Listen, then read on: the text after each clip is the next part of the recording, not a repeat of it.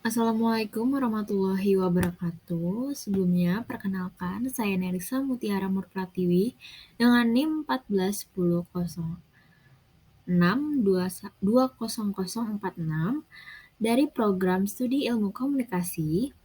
Izin mempresentasikan revisi miniskripsi kualitatif saya yang berjudul Komunikasi Intrapersonal pada Mahasiswa dalam Fase Quarter Life Crisis. Oke, dimulai dari pendahuluan. Pada pendahuluan terdapat 4 sebab utama, yaitu latar belakang, fokus penelitian, tujuan penelitian, dan manfaat penelitian. Yang pertama, latar belakang. Pada fase beralihnya seseorang dari masa remaja ke dewasa, tentu memberikan banyak kebingungan terkait apa yang harus dilakukan, khususnya dalam bagaimana ia mengontrol pikirannya sendiri bahwa apa yang akan terjadi akan ia bisa lewati dan hadapi dengan baik. Komunikasi intrapersonal atau yang dimaksud komunikasi dengan diri sendiri merupakan aktivitas berpikir dan mengolah informasi yang nantinya akan diproses melalui otak. Komunikasi intrapersonal sekiranya dapat membantu seseorang dalam memahami dirinya sendiri serta mengontrol perasaan yang sedang dialami. Ketika seseorang dapat melakukan komunikasi intrapersonal dengan baik terhadap dirinya sendiri, ia akan lebih mampu mencari jalan keluar terhadap permasalahan yang terjadi pada dirinya secara lebih solutif. Fase quarter life crisis kerap kali terjadi pada mahasiswa akibat ketidaksiapan dalam proses transisi remaja menuju dewasa. Quarter life crisis dapat ditandakan ketika seseorang menganggap negatif dirinya sendiri, susah dalam mengambil keputusan, kerap kali dilanda kebimbangan, tekanan, cemas, dan kekhawatiran terhadap hubungan sosialnya dengan orang lain. Menurut Kartika and Segel 2021. Menginjak umur 20-30 tahun inilah umumnya seseorang mengalami fase quarter life crisis. Namun seringkali mereka tidak menyadari hal tersebut dan akhirnya menyebabkan krisis jati diri serta perasaan sedih. Hal ini memberikan domino efek pada seseorang seperti mengalami kesepian, dikitnya motivasi diri, dan ketakutan akan kegagalan. Tahapan yang terjadi pada quarter life crisis, menurut Oliver Robinson, mempunyai 4 tahapan, yaitu pertama, merasakan situasi terjebak dalam lingkungan pekerjaan atau hubungan. Yang kedua, memiliki pemikiran terkait adanya perubahan. Yang ketiga, mencoba kembali ke kehidupan yang baru. Dan terakhir yang keempat, memperlakukan prinsip baru hidupnya untuk meraih tujuan. Ini disebutkan oleh Robinson pada tahun 2019. Quarter life crisis ini dapat terjadi apabila seseorang memperoleh terlalu banyak informasi yang mengganggu ketenangan diri dan tidak dapat menyaring informasi tersebut ke dalam otak. Oleh karena itu, hal ini terikat dengan pentingnya seseorang memiliki kemampuan komunikasi intrapersonal. Kemampuan komunikasi intrapersonal dapat berfungsi sebagai penyaring serta pemilah informasi yang masuk ke dalam otak. Selain itu, komunikasi intrapersonal juga dapat menjadi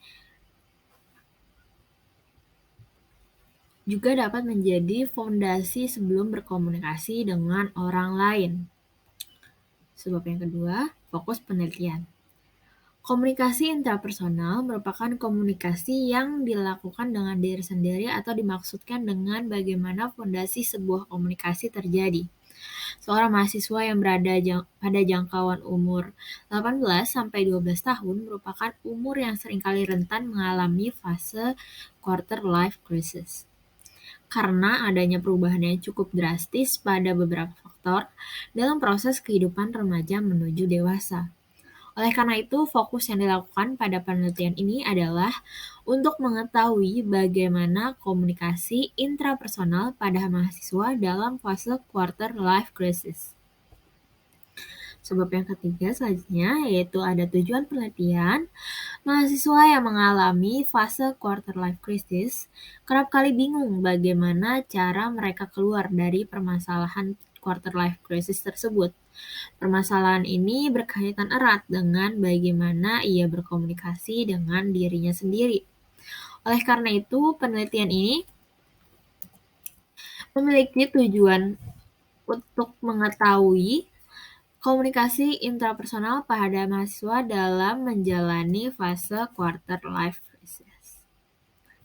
Untuk selanjutnya ada manfaat penelitian. Terdapat dua utama manfaat, yaitu manfaat akademis pada penelitian ini bermaksud untuk dapat memperdalam dan menambah kajian ilmu komunikasi pada bidang psikologi komunikasi, khususnya di dalam materi bidang komunikasi intrapersonal. Sedangkan manfaat praktis pada penelitian ini adalah penelitian ini diharapkan memberikan manfaat untuk para praktisi komunikasi dan juga peneliti sendiri. Selain itu, penelitian ini semoga dapat diterapkan pada kehidupan nyata serta menjadi sumber untuk penelitian dengan tema dan metode serupa. Selanjutnya, pada bab 2 yaitu kajian teori, terdapat 3 subbab utama yaitu konsep, review literatur, dan variabel. Yang pertama ada konsep. Konsep pada penelitian ini adalah psikologi komunikasi. Menurut Joseph De Vito, komunikasi yang dilakukan dengan diri sendiri yang memiliki tujuan untuk berpikir, penalaran, menganalisis, dan juga merenung merupakan pengertian dari komunikasi intrapersonal. Pada buku Psikologi Komunikasi milik Jalaluddin Rahmat disebutkan bahwa dalam komunikasi intrapersonal terdapat beberapa proses pengolahan informasi yang terdiri dari sensasi, persepsi, memori, dan berpikir. Secara garis besar, sensasi adalah proses bagaimana alat indera kita menangkap stimulus. Yang kedua ada persepsi. Persepsi adalah proses bagaimana manusia memberikan makna pada stimulus yang ditangkap. Yang ketiga tadi memori. Memori merupakan proses penyimpanan serta pemanggilan informasi. Dan yang terakhir berpikir adalah cara untuk mengolah dan memanipulasi informasi guna memenuhi kebutuhan serta pemberian respon. Respon yang didapatkan melalui proses ketidakstabilan emosi, perubahan yang terlalu mencolok, banyaknya pilihan yang harus dihadapi, dan perasaan bingung tidak berdaya dan tidak berdaya yang seringkali hadir pada rentan umur 18 sampai 29 tahun merupakan definisi dari quarter life crisis yang disampaikan oleh Alexandra Robbins dan Abby Wilner pada tahun 2001. Robbins dan Wilner juga menjelaskan bahwa terdapat 7 dimensi yang terdapat pada quarter life crisis. Pertama, kebimbangan pada pengumpulan keputusan. Keputusan ini harus individu putuskan sendiri karena ia sudah dianggap sebagai manusia dewasa yang mampu membuat pilihan yang tepat untuk dirinya sendiri. Kedua ada putus asa. Putus asa ini biasanya terjadi karena adanya kegagalan dalam proses hidupnya ataupun biasanya lingkup jaringannya kurang mendukung dirinya sendiri untuk dapat berkembang. Yang ketiga itu ada penilaian negatif kepada diri sendiri. Penilaian ini ada karena kecemasan seseorang untuk menjadi dewasa dan ketidaktahuan dirinya terhadap kemampuan yang dimiliki. Yang keempat, situasi sulit yang menjebak. Situasi ini membuat seseorang yang berada di fase quarter life crisis kesulitan untuk menghadapi permasalahannya. Yang kelima, perasaan cemas. Perasaan cemas ini biasanya terjadi karena adanya rasa khawatir untuk memberikan hasil yang memuaskan untuk orang-orang sekitarnya ataupun untuk dirinya sendiri. Yang keenam itu ada tertekan. Tekanan ini merupakan saat seseorang individu merasa bahwa masalah yang dihadapinya akan semakin hari semakin berat. Dan yang terakhir itu, yang ketujuh, terdapat kekhawatiran pada relasi interpersonalnya yang sedang dibangun pada lingkungan sekitarnya. Kita lanjut ke subbab selanjutnya, yaitu review literatur. Berikut beberapa penelitian yang terdahulu guna menjadi referensi pada penelitian yang akan dilakukan oleh peneliti. Di antaranya ada 10 judul review literatur yang akan saya sebutkan satu persatu. Yang pertama berjudul Komunikasi Intrapersonal Single Parent dalam Menghadapi Stigma Perceraian. Ditulis oleh Ardi Fauzi dan Lucy Pujasari menggunakan metode wawancara pada tahun 2021. Judul yang kedua ada komunikasi intrapersonal pada remaja perempuan korban body shaming. Ditulis oleh Aulia Zultamulyana dan Lucy Pujasari dengan metode wawancara dan ditulis tahun 2021. Judul yang ketiga ada komunikasi intrapersonal pasien hipodrting di Rumah Sakit Bersalin Anisa Pekanbaru. Ditulis oleh Dang Syaras, Yasir, dan Welly Wirman dengan metode penelitian wawancara, observasi, dan dokumentasi dan ditulis pada tahun 2019. Judul yang keempat ada komunikasi intrapersonal remaja bertubuh gemuk dalam unggahan media sosial Instagram. Ditulis oleh Aulia Irawati dan Lucy Pujasari dengan metode penelitian wawancara, observasi, dan dokumentasi dan ditulis pada tahun 2019. Judul yang kelima ada komunikasi intrapersonal dalam komunikasi Islam. Ditulis oleh Rahmiana dengan metode penelitian Library Research tahun 2019. Judul yang keenam ada komunikasi intrapersonal, 2 perilaku fobia, studi deskriptif kualitatif proses komunikasi intrapersonal hipnoterapi dalam mengubah perilaku fobia klien di Klinik Tranzara Jakarta. Ditulis oleh Rena Cesar Olivier Siberani dengan metode penelitian, observasi, dan wawancara dan ditulis pada tahun 2016. Judul yang ketujuh itu komunikasi intrapersonal, ditulis oleh Winda Kustiawan, Ulfa Fadilah, Vina KS, Safikiha, Egiha, Muhammad Dafa, Ahmad Suryadi, dan Rijal RF. Penelitian ini menggunakan metode library research dan ditulis pada tahun 2022. Judul yang kedelapan ada komunikasi intrapersonal dalam pengambilan keputusan perspektif Al-Quran. Ditulis oleh Rafiq Hidayat dengan metode penelitian library research ditulis pada tahun 2022. Judul yang ke-9 ada komunikasi intrapribadi dalam membentuk sikap percaya diri melalui Neuro-Linguistic Programming.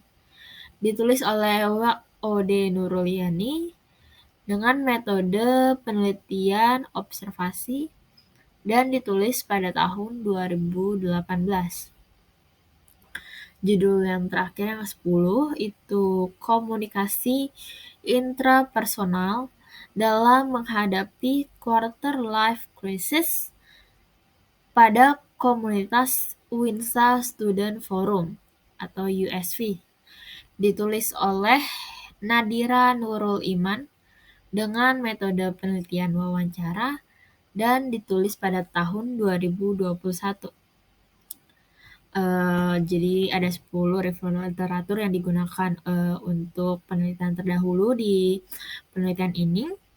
Dan selanjutnya akan membahas terkait variabel. Di sini di penelitian ini ada 2 variabel utama, yaitu komunikasi intrapersonal sebagai variabel X dan fase quarter life crisis sebagai variabel Y. Kita masuk ke bab ketiga, yaitu metode penelitian. Di sini ada beberapa subbab, yaitu ada 8 subbab utama. Kita mulai dari subbab pertama, mungkin paradigma penelitian. Paradigma penelitian pada penelitian ini adalah pendekatan interpretif. Paradigma interpretif akan memberikan pandangan bahwa sebuah kenyataan merupakan hasil dari konstruksi pikiran dari manusia itu sendiri. Oleh karena itu, pendekatan ini dimaksudkan untuk memahami bagaimana komunikasi intrapersonal pada mahasiswa dalam menjalani quarter life crisis. Yang selanjutnya itu ada pendekatan penelitian. Pendekatan pada penelitian ini memakai pendekatan penelitian fenomenologi kualitatif. Pendekatan fenomenologi ini akan menyediakan data terlengkap dan sangat deskriptif, sehingga hal ini akan menyediakan proses penelitian yang ideal untuk memunculkan representatif kognitif. Hal ini disebutkan oleh Creswell pada bukunya yang ditulis pada tahun 2007. Penelitian ini menggunakan pendekatan fenomenologi karena penelitian ini ingin memahami fenomena yang dialami oleh objek penelitian. Dalam hal ini adalah peneliti akan meneliti bagaimana komunikasi intrapersonal pada mahasiswa dalam fase quarter life crisis. Sebab selanjutnya ada metode penelitian. Metode penelitian yang dipakai pada penelitian ini adalah metode penelitian kualitatif. Penelitian kualitatif ini merupakan penelitian yang tidak terstruktur dan berdasarkan sampel kecil untuk memberikan wawasan terkait masalah yang sedang diteliti. Hal ini dituliskan oleh Malhotra di dalam bukunya yang ditulis pada tahun 2010. Sebab selanjutnya ada teknik penarikan informan. Teknik yang dilakukan pada penarikan informan pada penelitian ini adalah teknik purposive sampling ya, di mana subjek dalam penelitian ini adalah mahasiswa aktif program studi ilmu komunikasi angkatan 2020 dengan rentan umur mahasiswa aktif program studi ilmu komunikasi Universitas Negeri Jakarta angkatan 2020 dengan rentan umur 19 sampai 23 tahun. Dengan objek penelitiannya komunikasi intrapersonal pada mahasiswa dalam fase quarter life crisis. Sebab selanjutnya yang nomor 5 ada metode pengumpulan data. Pengumpulan data yang dilakukan pada penelitian ini adalah menggunakan teknik wawancara mendalam. Wawancara ini dilakukan untuk bisa mendapatkan data secara lebih lengkap dan informasi yang didapatkan pun akan lebih detail dari informan. Pada wawancara ini, peneliti tidak memiliki kendali penuh atas jawaban yang akan diberikan oleh informan. Semuanya diberikan kepada informan. Sebab selanjutnya yaitu ada metode pengukuran data. Di sini ada dua bagian metode, yaitu keabsahan data dan reliability coding. Pada keabsahan data, pada penelitian ini digunakan untuk dapat membuktikan penelitian yang dilakukan oleh peneliti dan juga untuk menguji data sumber yang telah dikumpulkan. Sedangkan yang reliability coding itu pengkodean data dalam penelitian kualitatif digunakan untuk mengklasifikasikan data informan yang nantinya akan digabungkan melalui sistem. Tujuan lainnya adalah untuk menemukan pola yang ada di antara data-data. Hal ini disebutkan oleh Babi di bukunya yang ditulis tahun 2016. Selanjutnya ada subbab metode analisis data. Yang analisis datanya dijelaskan melalui buku Creswell. Kalau analisis data pada penelitian kualitatif digunakan untuk menyiapkan dan mengorganisasi data seperti data transkrip ataupun data yang berbentuk foto untuk analisis. Data ini kemudian di-coding untuk dapat dipresentasikan dalam bentuk gambar, tabel, ataupun diskusi. Sedangkan metode yang digunakan pada penelitian ini adalah analisis data naratif. Selanjutnya, sebab keterbatasan dan kelemahan penelitian. Di sini saya akan membahas keterbatasannya dahulu. Keterbatasan pada penelitian ini adalah penelitian ini hanya berfokus pada mahasiswa-mahasiswi yang sedang berada di fase quarter life crisis. Sedangkan seseorang yang mengalami fase quarter life crisis ini mungkin bisa dimulai dari rentan awal akhir umur 20.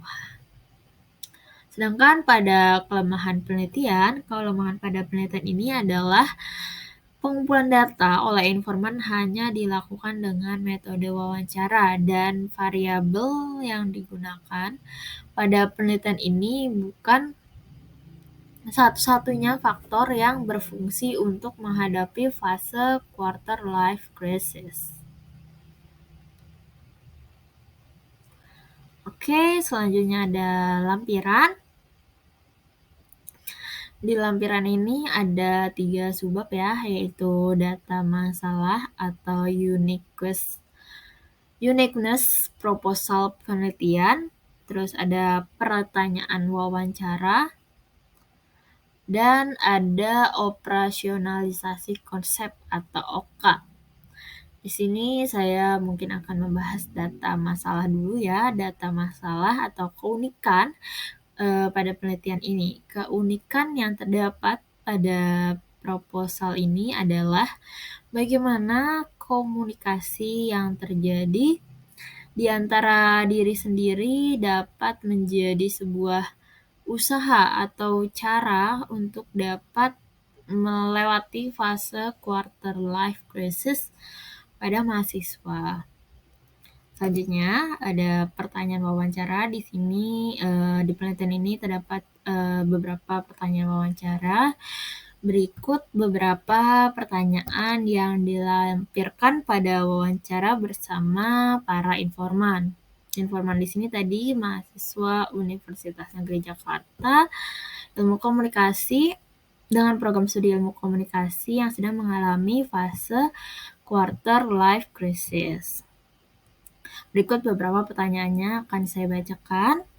Yang pertama itu ada, apakah Anda mengetahui apa itu quarter life crisis? Yang kedua, apakah Anda merasa sedang berada di fase quarter life crisis? Yang ketiga, bagaimana cara Anda mengontrol atau berbicara dengan diri sendiri untuk melewati fase quarter life crisis yang sedang Anda alami? Yang keempat, bagaimana cara Anda mengolah informasi yang didapatkan dari luar agar tidak mempengaruhi diri Anda. Yang kelima, apakah Anda merasa terpengaruh dengan sugesti diri Anda sendiri dalam melewati fase quarter life crisis? Berikut tadi yang ada 5 pertanyaan wawancara yang peneliti lampirkan bersama informan. Selanjutnya yang terakhir ada pembahasan terkait operasionalisasi konsep. Di sini konsep utama tadi yang sudah saya jelaskan di awal, konsep utama dalam penelitian ini adalah psikologi komunikasi. Terus variabel di sini di penelitian ini ada 2. Yang pertama ada variabel X, yaitu komunikasi intrapersonal, dan quarter life crisis sebagai variabel Y. Pada variabel X atau komunikasi intrapersonal ini terdapat 4 dimensi utama, yaitu sensasi, persepsi, memori, dan berpikir. Sedangkan pada quarter life crisis terdapat 7 dimensi utama, yaitu kebimbangan, putus asa, penilaian diri yang negatif, terjebak dalam situasi yang sulit, perasaan cemas, tertekan, dan khawatir terhadap relasi interpersonal. Sini saya akan menyebutkan indikator dari dimensi sensasi terlebih dahulu. Indikator dari dimensi sensasi adalah penerimaan informasi dan penyerapan. Yang kedua ada penyerapan informasi. Sedangkan indikator dari dimensi persepsi juga ada 2, yaitu penyimpulan informasi dan penafsiran makna pesan.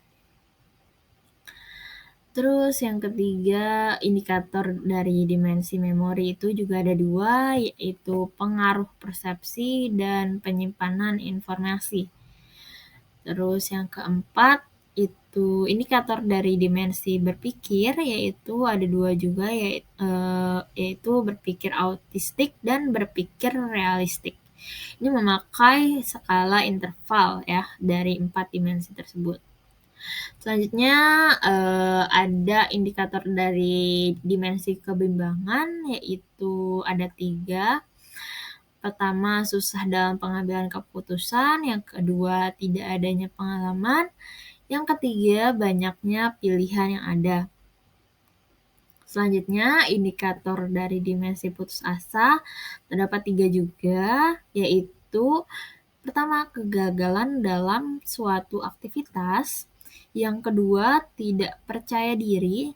Dan yang ketiga, kurang luasnya jaringan untuk mendukung dirinya. Selanjutnya ada indikator dari dimensi penilaian diri yang negatif. Yang pertama itu ada membandingkan diri dengan orang lain. Yang kedua, ragu terhadap diri sendiri. Dan yang ketiga, merasa hanya dirinya yang mengalami hal sulit. Selanjutnya, indikator dari dimensi terjebak dalam situasi yang sulit. Yang pertama ada lingkungan yang tidak suportif. Yang kedua, tidak tahu cara untuk mengenali dirinya sendiri. Yang ketiga, tidak bisa meninggalkan suatu keputusan. Selanjutnya, indikator dari dimensi perasaan cemas, yaitu yang pertama, menuntut dirinya untuk sempurna. Yang kedua, tidak mau menghadapi kegagalan. Dan yang ketiga, tidak nyaman dengan apa yang dilakukan. 2 terakhir, yaitu ada indikator dari dimensi tertekan ya. Yang pertama itu ada banyaknya masalah yang dihadapi. Kedua, merasa masalahnya semakin berat dari hari ke hari. Yang ketiga, tuntutan dari ekspektasi orang-orang sekitarnya ataupun dirinya sendiri yang membuat dirinya tersiksa. Terus, dimensi yang terakhir dari quarter life crisis yaitu khawatir terhadap relasi interpersonal juga memiliki 3 indikator, yaitu tekanan dari individu lain, yang kedua hubungan individu dengan lawan jenis, dan yang ketiga memikirkan perasaan orang terdekat. Hal ini juga memakai skala interval dalam pemakaiannya. Oke, sekian presentasi yang bisa saya sampaikan terkait revisi dari mini skripsi kualitatif saya. Semoga apa yang saya bacakan bisa memberikan manfaat untuk yang mendengarkan dan untuk saya sendiri. Billahi taufik wal hidayah. Wassalamualaikum warahmatullahi wabarakatuh.